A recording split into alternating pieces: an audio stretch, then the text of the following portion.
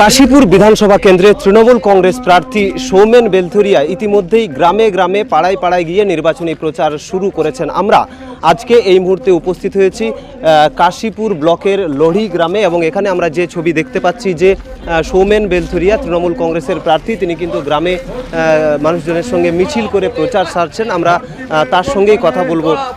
দাদা, কীরকম রেসপন্স পাচ্ছেন? এখন তো গ্রামে গ্রামে প্রচার করছেন। আজকে আমাদের বিশেষ করে দেখা যাচ্ছে এই সোনাথলি অঞ্চলের আমরা লোহড়ি সংসদে এসে উপস্থিত হয়েছি। এই প্রচার চলছে আমাদের, এবং বিশেষ করে যেভাবে মানুষের সাড়া পাওয়া যাচ্ছে আজকে প্রত্যেকটা বাড়িতে যখন মানুষের সাথে কথা বলছি, যেভাবে সাড়া, অবশ্যই আমরা আগামী যে নির্বাচন, বিধানসভা নির্বাচন 23 তারিখ মানুষ ভোট দেওয়ার জন্য মুখিয়ে আছেন তৃণমূল কংগ্রেসকে, এবং মমতা বন্দ্যোপাধ্যায়ের যে পাশে আছেন আজকে ওনাদের সাথে কথা বলেই সেটা বুঝতে পারা যাচ্ছে।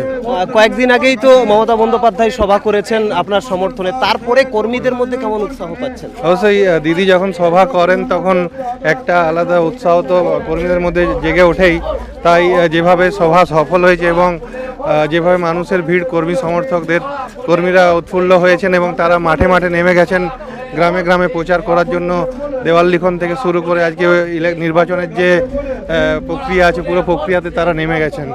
গত 5 বছর এই আসনে বিজেপির বিধায়ক ছিলেন, তার সঙ্গে কিভাবে পাল্লা দেবেন এবারে? আজকে আমরা যখন গ্রামে গ্রামে যাচ্ছি, গ্রামে গ্রামে গেলেই একটা কথা মানুষজন বলছেন যে বিজেপির যিনি বিধায়ক হয়েছেন, এখান থেকে যিনি জিতেছেন, তাকে বিগত 5 বছর দেখা যায়নি, কোনো কাজে মানুষের পাশে দাঁড়ায়নি। আজকে মানুষের যে ন্যূনতম চাহিদাগুলো, সেই চাহিদাগুলোর জন্য যে কথা বলা দরকার সেই কথাও তিনি বলেননি। আজকে সেই জায়গা থেকে আজকে আমাদের বক্তব্য যে আজকে আমাদের এখান থেকে যিনি বিধায়ক ছিলেন 5 বছর আগে, যেভাবে তিনি কাজ করেছেন সেই কথা মানুষজন আজকে বলছেন।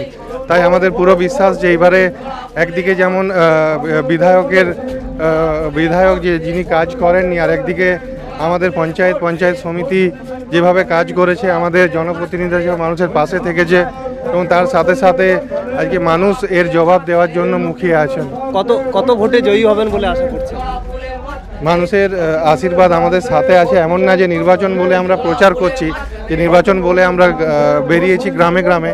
আমরা সারা বছরই মানুষের সাথে আমাদের যোগাযোগ থাকে, মানুষের সাথে আমাদের বিভিন্ন অসুবিধায় আমাদের কর্মীরা দাঁড়ান এবং পাশে থাকেন।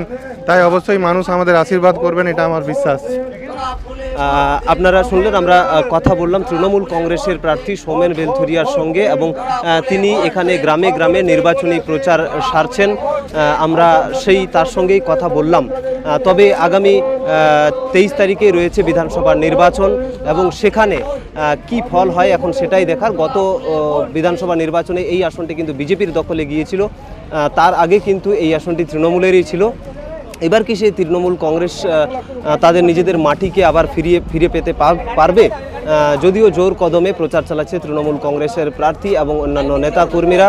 মুখ্যমন্ত্রী মমতা বন্দ্যোপাধ্যায়ও কয়েকদিন আগেই জনসভা করেছেন এই কাশীপুরে। তারপরে কর্মীদের মধ্যে ব্যাপক উচ্ছ্বাস ও উদ্দীপনা লক্ষ্য করা যাচ্ছে, এমনটাই জানালেন তৃণমূল কংগ্রেস প্রার্থী সৌমেন বেলথুরিয়া। আমরা সেই খবর তুলে ধরলাম আপনাদের কাছে, রূপসী বাংলা মিডিয়ার দর্শকদের কাছে। আপনারা দেখছেন রূপসী বাংলা মিডিয়া।